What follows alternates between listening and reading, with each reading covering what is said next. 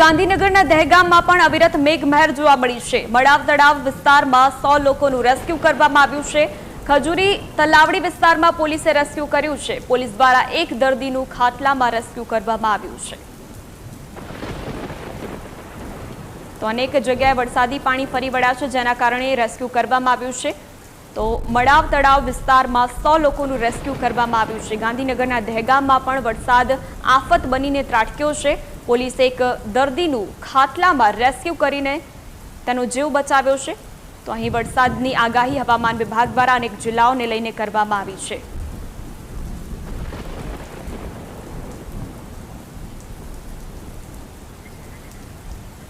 તો અનેક જિલ્લાઓમાં ભારેથી અતિ ભારે વરસાદની આગાહી કરવામાં આવી છે। તો ગાંધીનગરના દહેગામમાં પણ અવિરત વરસાદ નોંધાયો, જેના કારણે પોલીસે 100 લોકોનું રેસ્ક્યુ કર્યું છે।